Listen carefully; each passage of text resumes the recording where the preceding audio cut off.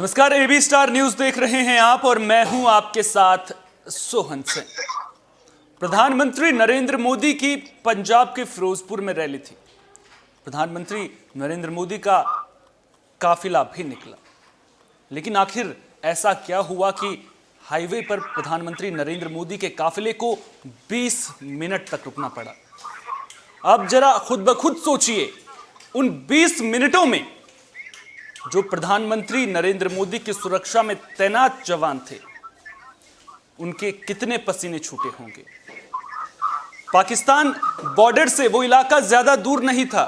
क्या होता अगर कोई अनहोनी हो जाती? सबसे बड़ा सवाल तो ये कि जब प्रधानमंत्री का काफिला किसी राज्य में जाता है, कहीं प्रधानमंत्री दौरे पर जाते हैं, तो उसको लेकर के जो तैयारियां होती हैं, खासतौर पर सुरक्षा के लिहाज से, उन तैयारियों में आखिर चूक हुई तो हुई कैसे? और जो ये पूरा मामला सामने आया है, उसके बाद देश की जनता के मन में कई सारे सवाल उठ रहे हैं और उन सवालों का जवाब मिलना बेहद जरूरी है, क्योंकि प्रधानमंत्री की सुरक्षा में चूक कहीं पर भी किसी भी देश में बर्दाश्त नहीं की जा सकती।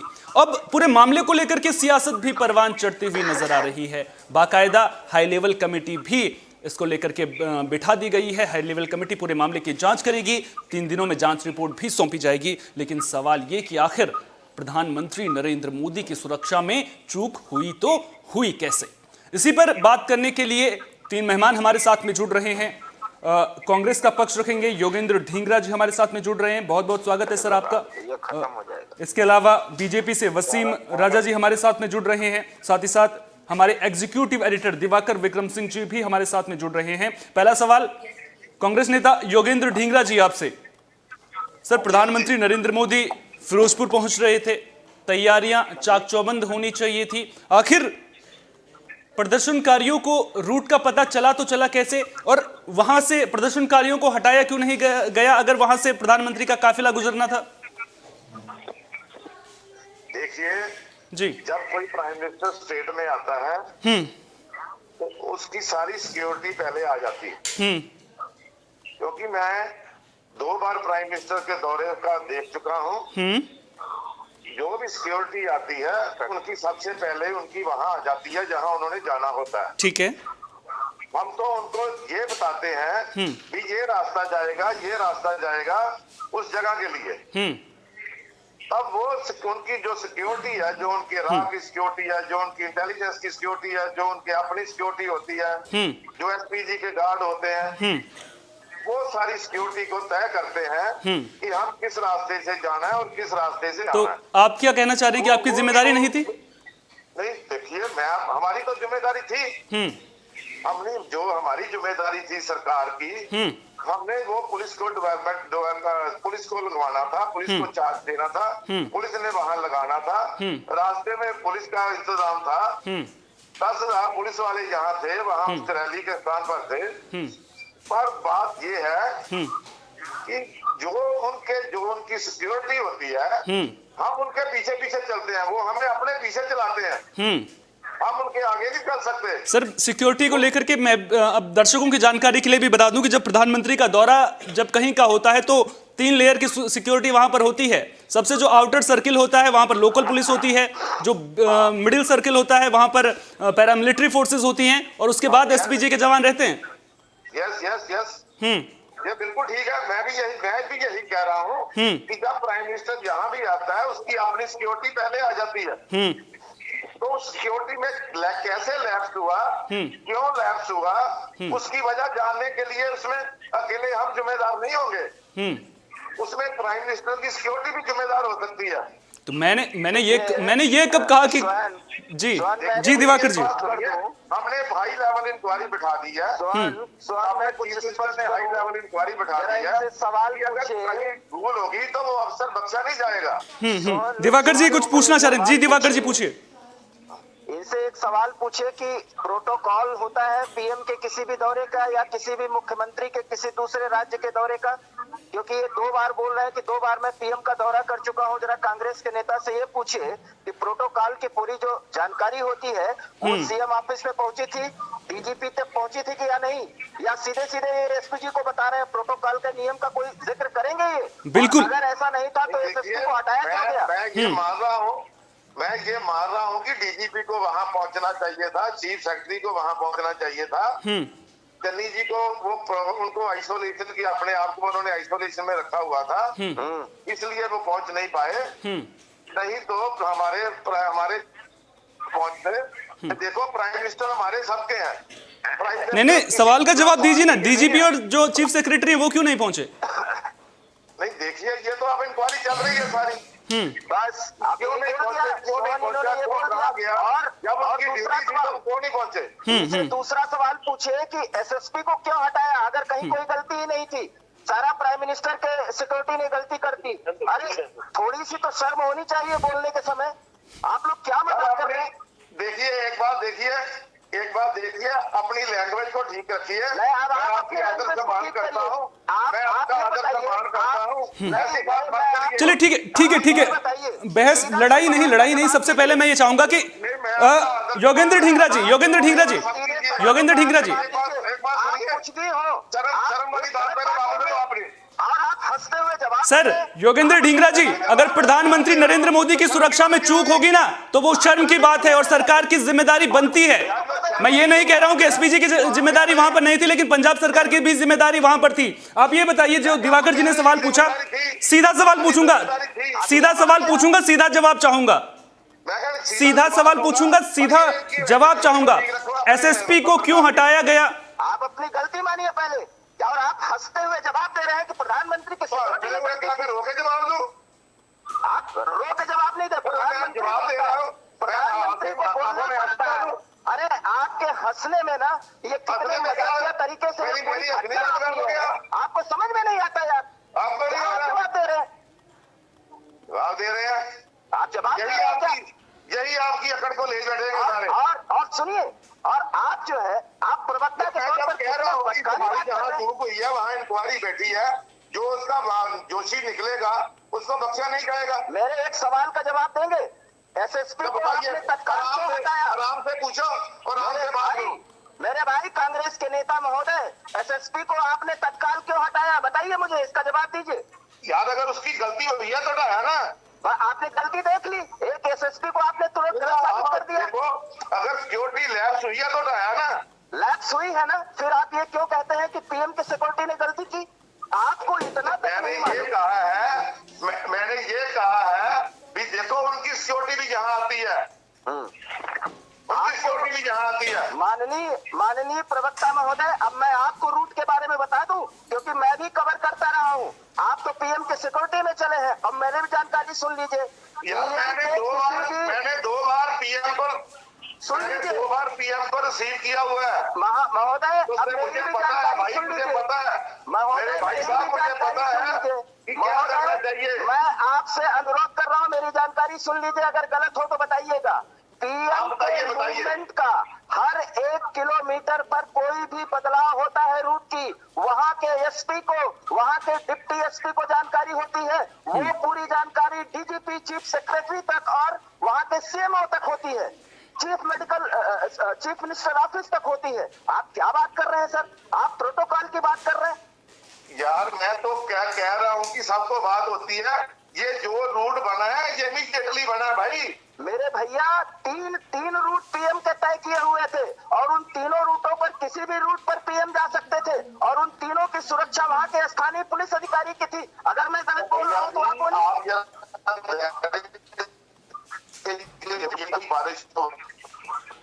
आसवान अब सवाल करिए। ठीक है योगेंद्र ढींगरा जी, आपको मैंने सुना। बीजेपी नेता वसीम राजा जी भी हमारे साथ में मौजूद हैं। वसीम राजा जी, जिस तरह से कांग्रेस के नेता योगेंद्र ढींगरा कह रहे हैं कि चलिए जिम्मेदारी केवल राज्य सरकार की नहीं थी, एसपीजी की भी थी, अब हाई लेवल कमेटी का गठन भी कर दिया गया है, 3 दिनों में रिपोर्ट भी आएगी, इतने से संतुष्ट हैं क्या? मोहन जी, मैं एक बात कहूंगा, मैं ये समझ नहीं पा रहा हूँ कि कांग्रेस के मुख्यमंत्री चाहिए हो चाहे कांग्रेस के प्रवक्ता हो, ये लोग बचकाने की बातें क्यों कर रहे हैं? नाच न जाने आंगन टेढ़ा वाली बात कर रहे हैं। ये भाई साहब तो उछल उछल के बोल रहे हैं कांग्रेस के प्रवक्ता, हम 2 बार पीएम को रिसीव कर चुके हैं, इनको तो पीएम का प्रोटोकॉल नहीं पता।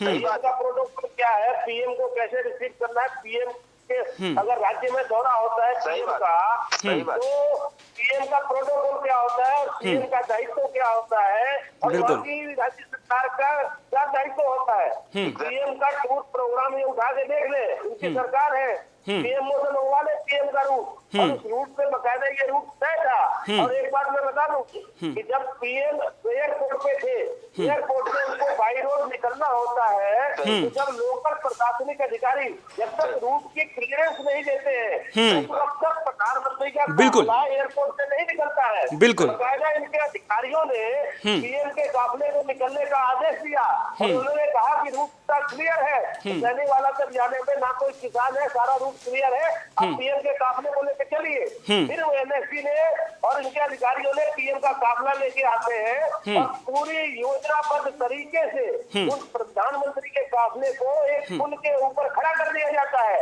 और उसके बाद कहा जाता है आगे किसान है। तो कांग्रेस की मंशा क्या थी, कांग्रेस की सोच क्या थी? कांग्रेस ये चाह रही थी कि भाई यहाँ पे प्रधानमंत्री का कत्ल करना चाहती थी, प्रधानमंत्री को मरवाना चाहती थी, साजिश के तौर पे ठीक है, गिरी हुई राजनीति कर रही है कांग्रेस नेता से मैं जवाब ले लेता हूँ। योगेंद्र ढींगरा जी, योगेंद्र ढींगरा जी, गंभीर आरोप लग रहे हैं, साजिश बता रही है बीजेपी। क्या किसानों की आड़ में पंजाब कांग्रेस अपनी राजनीति से जो है वो राजनीतिक रोटियां सेकने की कोशिश कर रही है?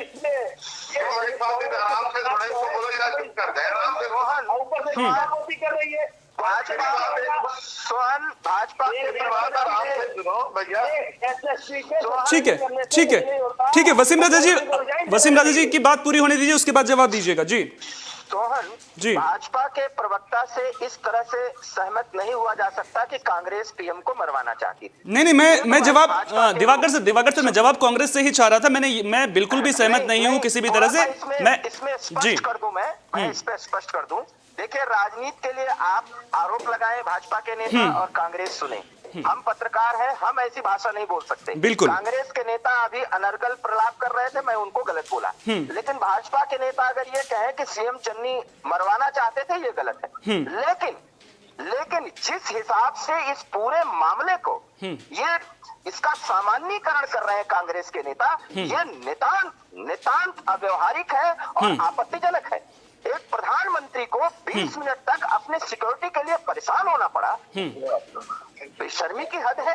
और उसके लिए तर्क क्या दे रहे हैं, कितने बचकाने तर्क इनके प्रवक्ता दे रहे हैं। लेकिन भाजपा के प्रवक्ताओं का जो ये कहना है कि पीएम को मरवाना चाहते थे, ये थोड़ा सा ज्यादा है, ये बिल्कुल गलत बात है। हाँ, पीएम वहां पर पहुंचे न पहुंचे या ऐसी कोई साजिश, उसका पार्ट कुछ और हो सकता है। साजिश तो है ही, साजिश तो है ही, बिल्कुल, कोई दो राय ही नहीं हो सकती।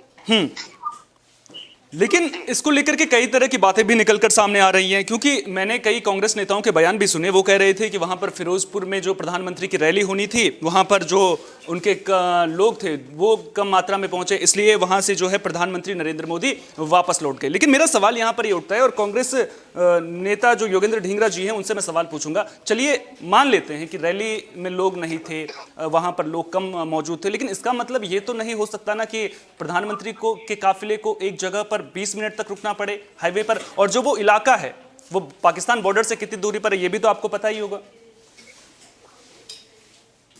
योगेंद्र जी सुन रहे हैं आप?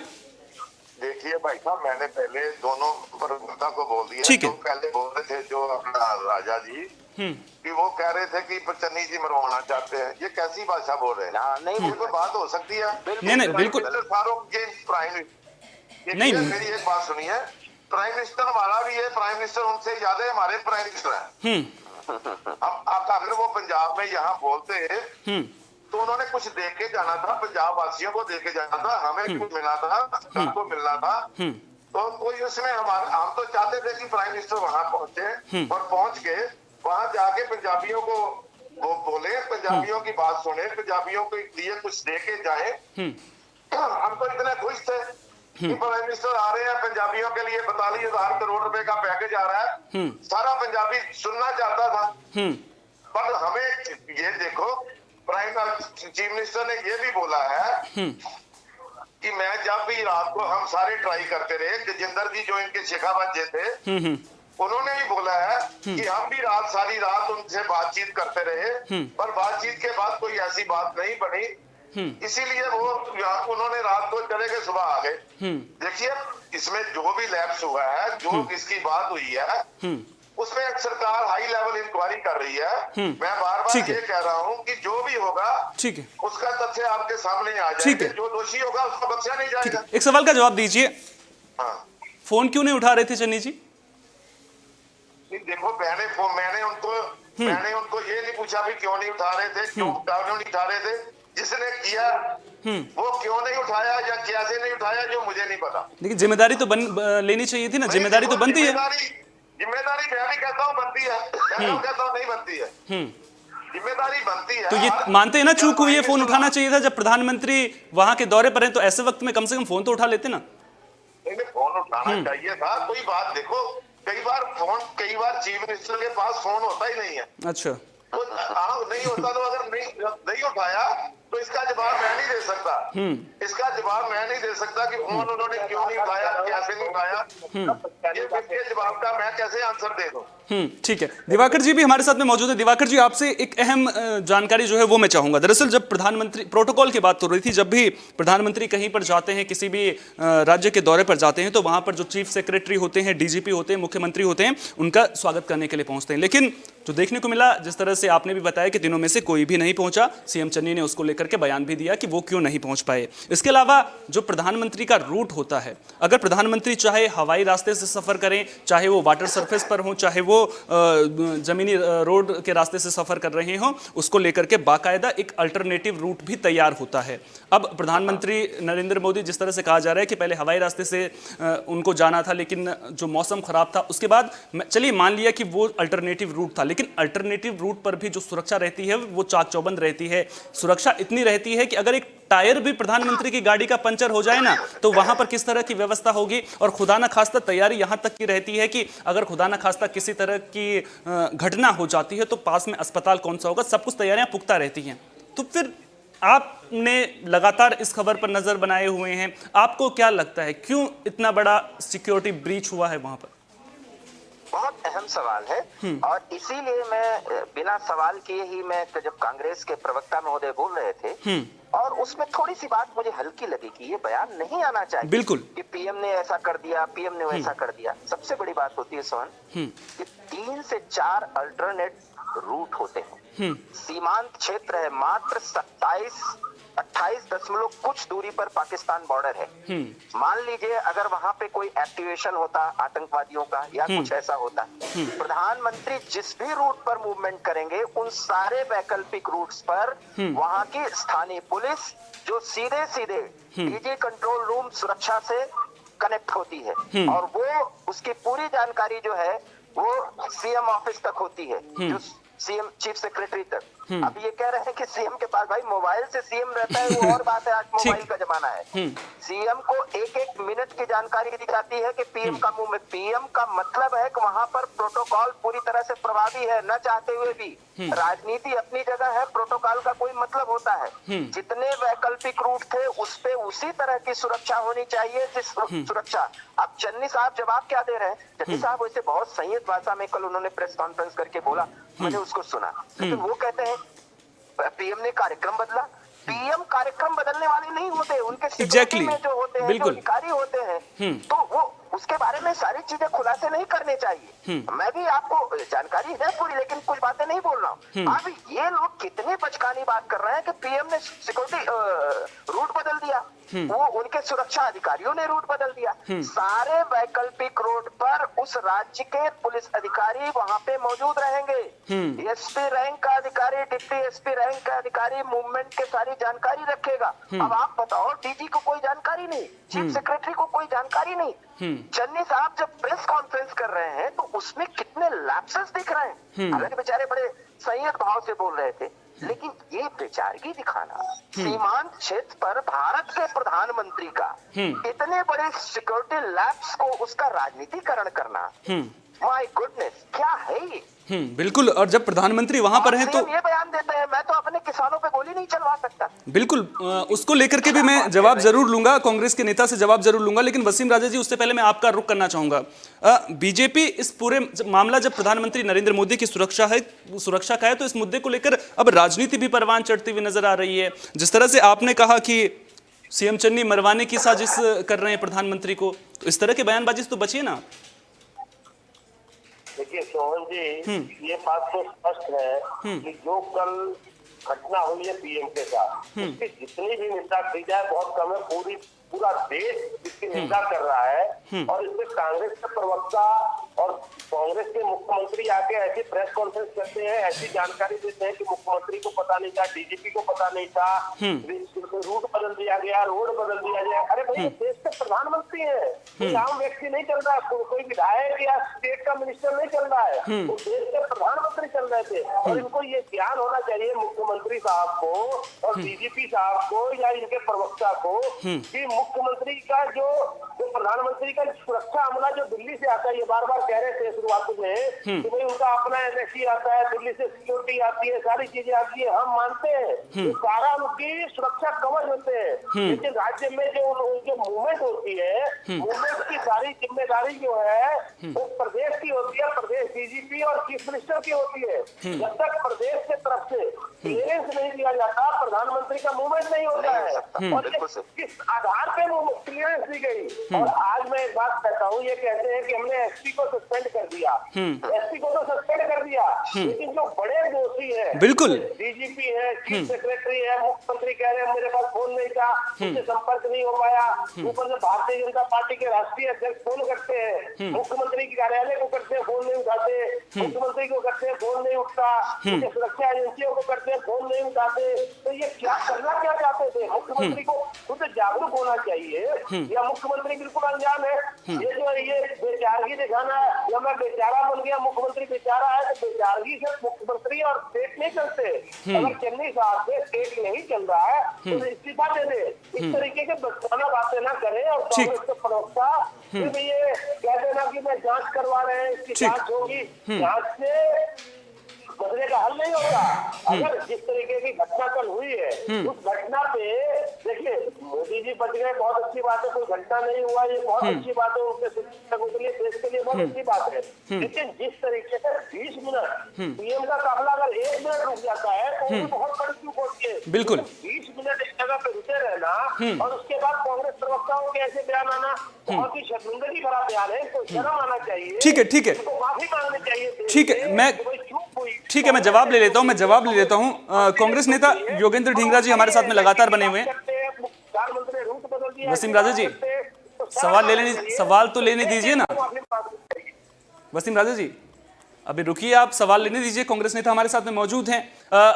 योगेंद्र ढींगरा जी, प्रधानमंत्री नरेंद्र मोदी पहुंचते हैं, सुरक्षा में चूक होती है, उसके बाद सीएम चन्नी प्रेस कॉन्फ्रेंस करते हैं, कहते हैं कि मैं अपने किसान भाइयों पर गोली और लाठी नहीं चलवा सकता हूं। किसी ने तो कहा नहीं था गोली और लाठी चलवाइए, बस करना यह था कि रूट क्लियर करवाना था। यानी कि वहां पर जब प्रधानमंत्री पहुंच रहे हैं तो वो रास्ता एकदम क्लियर होना चाहिए था। और जो तस्वीरें सामने आई हैं ना, आप देखेंगे कि जब प्रधानमंत्री कहीं जाते हैं तो वो रोड, वहां पर आने जाने दोनों तरफ के जो रास्ते होते हैं वो पूरी तरह से ब्लॉक कर दिए जाते हैं। आप तस्वीरें देखेंगे ना, एक रूट पर अभी भी आवाजाही थी दूसरी तरफ से।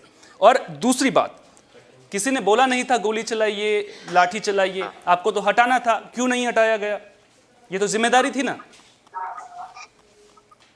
देखिए जिम्मेदारी थी, मैं देखिए मैं कह रहा हूँ कि जिम्मेदारी थी, तो हटाए क्यों नहीं गए?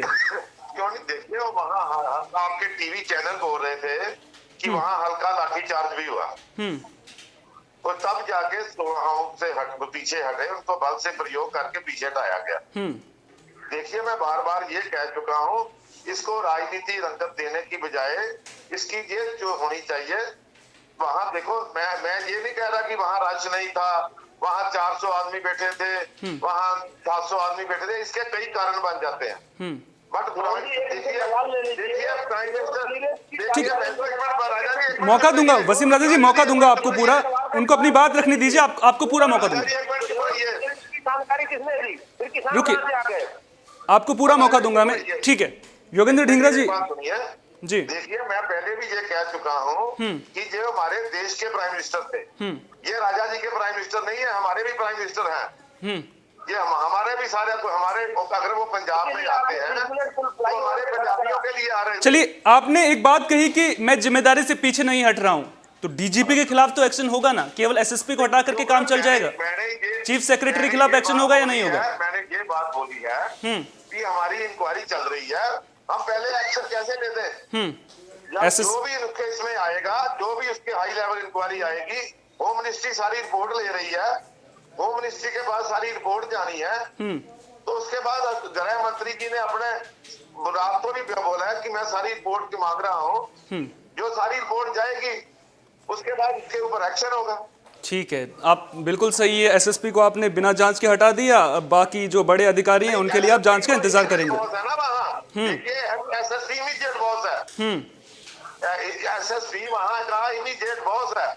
ठीक है, चलिए मान लेते हैं। हमारे साथ में दिवाकर जी, एक सवाल आपसे लेना चाहूंगा, बेहद अहम सवाल। जब भटिंडा एयरपोर्ट पर प्रधानमंत्री नरेंद्र मोदी पहुंचे थे, तो जो शब्द उन्होंने कहे थे वो शब्द आपने भी सुने होंगे और उन शब्दों को दोहराने की मुझे जरूरत नहीं है।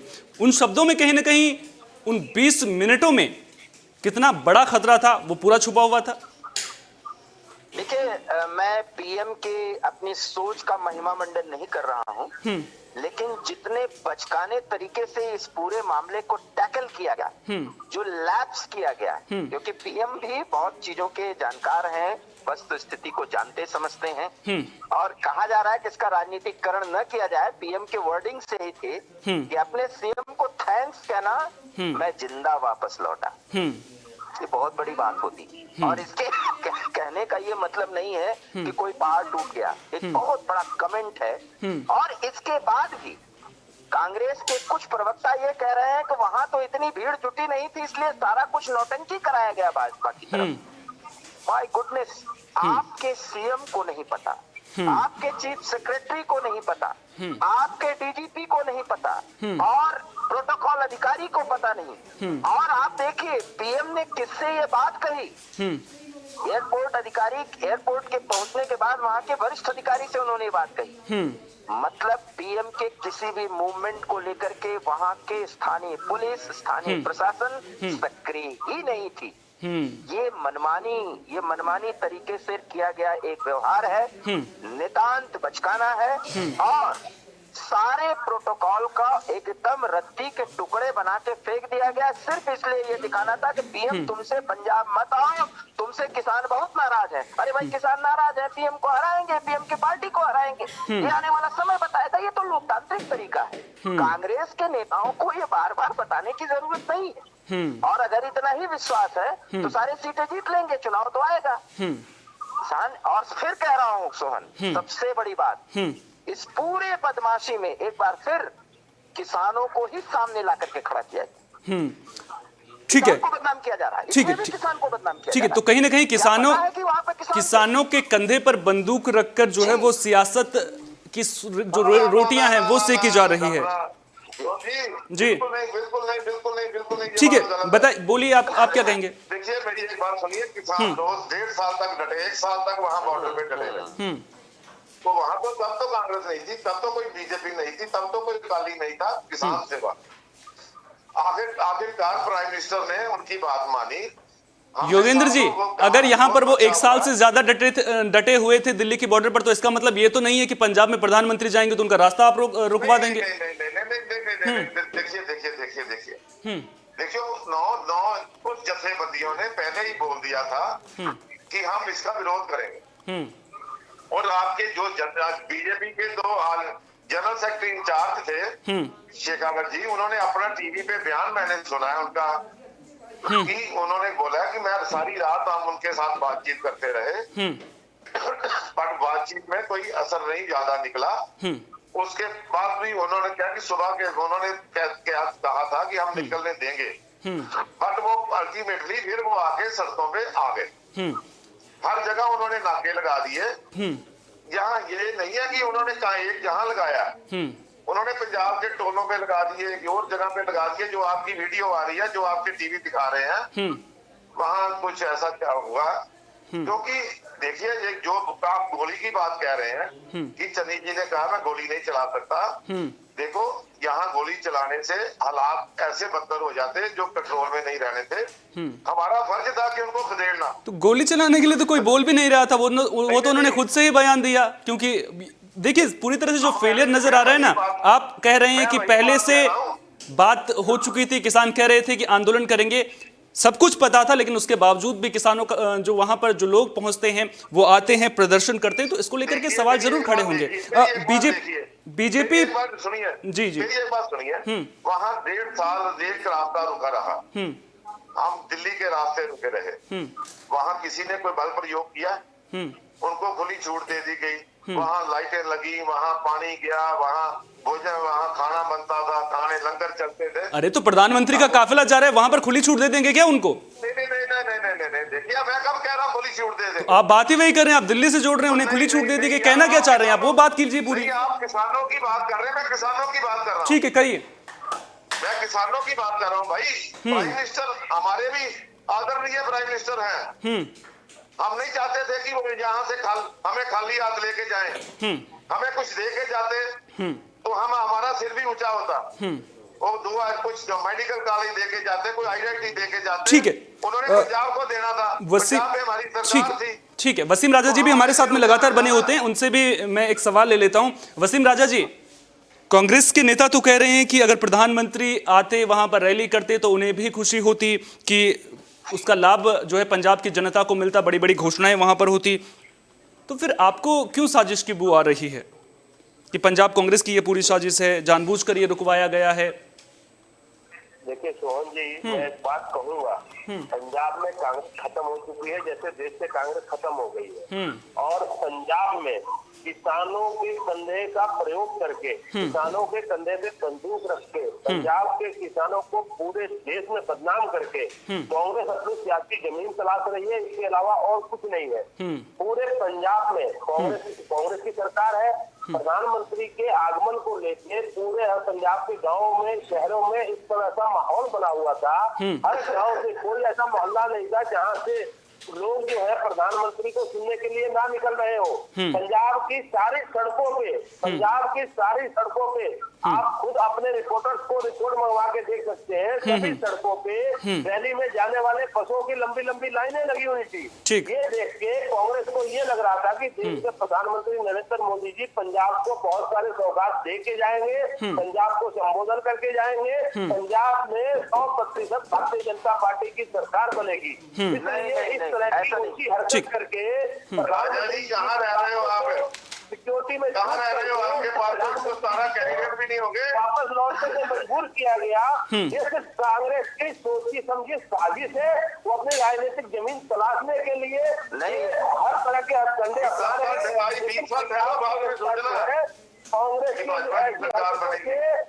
उनके साथ नहीं जाने वाली। नुकसान हुआ है इस तरीके की हरकत करके। ये हरकत से पंजाब की जनता जो है कांग्रेस से दूर हुई है और प्रधानमंत्री आदरणीय नरेंद्र मोदी जी के पक्ष में पंजाब की जनता है और पंजाब की जनता जो है मोदी जी के साथ खड़ी नजर आएगी। ठीक है, चुनाव को लेकर के किसी और दिन बात कर लेंगे। और दिवाकर जी हमारे साथ में बने हुए। दिवाकर जी, एक अहम सवाल आपसे चाहूंगा, जब बात प्रधानमंत्री नरेंद्र मोदी की सुरक्षा की हो, किसी भी देश के प्रधानमंत्री की सुरक्षा की हो, वहां पर जब सियासत के रंग सजने लगते हैं ना, तो फिर कहीं ना कहीं ताज्जुब जरूर होता है। और जिस तरह से लगातार इस मुद्दे को लेकर के अब विधानसभा चुनाव में भी खूब हो हंगामा देखने को मिलेगा और आने वाले दिनों में इसकी गूंज भी सुनाई देगी।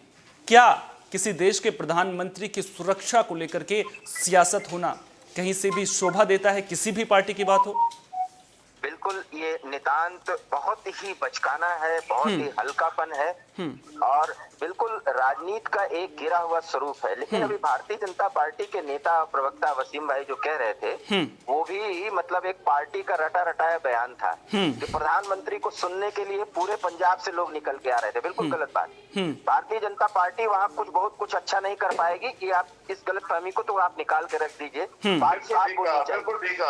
नहीं, लेकिन आपने जो किया भाई साहब वो बहुत बुरा था। प्रधानमंत्री के पद की गरिमा के साथ बहुत बड़ा मजाक किया है, यहाँ तक कि सीएम चन्नी ने। और जिस तरीके का बयान दिया है, लगा कि वास्तव में अभी वो कुछ ही दिन पहले सीएम बने, इसी लग गया। ये भी लग गया। और वो उसके बाद आप अनुभव की कहीं ना कहीं वो कमी नजर आई बयान में भी। लेकिन ये जो सियासत करने की कोशिश भारतीय जनता पार्टी कर रही है, कैप्टन अमरिंदर सिंह का साथ मिल गया तो आपको 2-4 सीटें मिलने की संभावना बन जाएगी, अन्यथा आपकी स्थिति वहां अच्छी नहीं है।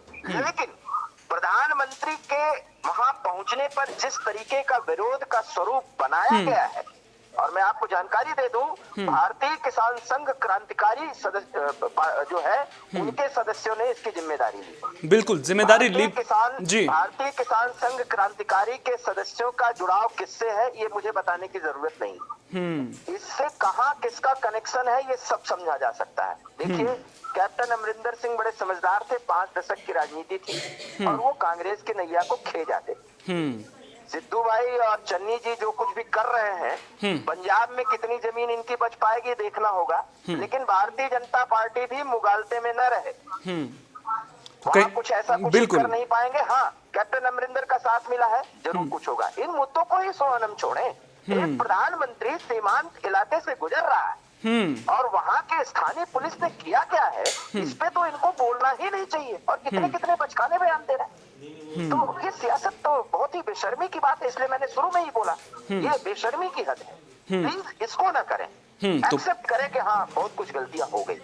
तो बिल्कुल कहीं ना कहीं गलतियां हुई हैं, सुरक्षा में चूक हुई है, यही वजह रही है कि प्रधानमंत्री के काफिले को वहां पर रुकना पड़ा। अब जांच के लिए कमेटी जरूर बना दी गई है। अब देखना दिलचस्प होगा कि जो जांच कमेटी है 3 दिनों के भीतर में जब रिपोर्ट देगी तो उसमें क्या कुछ निकलकर सामने आता है। बहुत बहुत शुक्रिया तीनों मेहमानों का, आप हमारे साथ में जुड़े और अपना अपना पक्ष रखा। दिवाकर जी बहुत बहुत शुक्रिया, आपने जो दोनों कांग्रेस के नेता और जो बीजेपी के नेता थे दोनों को सुना और उसके बाद आपने दोनों को समअप करके पूरी जनता को ये बताने की कोशिश की, हमारे दर्शकों को ये बताने की कोशिश की कि आखिर पंजाब में चल क्या रहा है, चूक कहां पर हुई है। और सबसे बड़ा सवाल यहां पर यह उठता है कि जब प्रधानमंत्री नरेंद्र मोदी किसी भी राज्य में जाएं तो फिर उनकी सुरक्षा में सेंध कैसे लग सकती है। सवाल ये भी उठता है कि पंजाब में विधानसभा चुनाव हैं और जहां तक मैं प्रधानमंत्री नरेंद्र मोदी को जानता हूं, अभी तक जो उनकी राजनीति का तरीका मैंने देखा है और जिस तरह से लगातार प्रधानमंत्री नरेंद्र मोदी जो भी मुश्किलें उनके सामने रही हैं उनका उन्होंने डटकर मुकाबला किया है, वो एक बार फिर से पंजाब जरूर जाएंगे और पंजाब में उम्मीद ये करेंगे कि अब की बार किसी भी तरह की सुरक्षा में चूक ना हो। और जो पंजाब सरकार है, पंजाब के डीजीपी हैं, पंजाब के चीफ सेक्रेटरी हैं, इस वक्त जो गलतियां इस दौरान हुई हैं वो गलतियां देखने को नहीं मिलेंगी। उम्मीद यही है, क्योंकि अगर इस तरह की बात सामने निकल कर आती है तो फिर सीधे सवाल पंजाब सरकार पर भी उठते हैं, जो तैयारियां हैं उन तैयारियों पर भी उठते हैं। और सीधा सवाल ये उठता है कि जिन प्रधानमंत्री की सुरक्षा में ये कहा जाता है कि एक परिंदा तक पर नहीं मार सकता, आखिर उन प्रधानमंत्री के काफिले को एक फ्लाईओवर पर 20 मिनट तक क्यों रुकना पड़ा। इसके अलावा आपको बता दें कि जिस इलाके में प्रधानमंत्री नरेंद्र मोदी का काफिला रुका था वहां पर पिछले साल ही सितंबर के महीने में एक आतंकवादी घटना भी हुई थी। तो आप मामले की गंभीरता को समझिए। इसके अलावा जो पाकिस्तान बॉर्डर है वो ज्यादा दूर नहीं है। सवाल कई सारे हैं और जनता, जो हमारी जनता लगातार हमारे साथ में बनी हुई है, उनके लिए भी एक सवाल मैं छोड़े जाता हूं कि आखिर जनता को क्या लगता है, क्या इस मुद्दे को लेकर के पंजाब में सियासत और गर्म होगी और प्रधानमंत्री की सुरक्षा में सेंध, आखिर इसकी बड़ी वजह क्या रही है। जरूर अपना जवाब हमें कमेंट बॉक्स में दीजिए। साथ ही साथ देश और दुनिया की तमाम अहम खबरों के लिए देखते रहिए एबी स्टार न्यूज़, क्योंकि यहाँ पर खबरों का सिलसिला कभी नहीं थमता।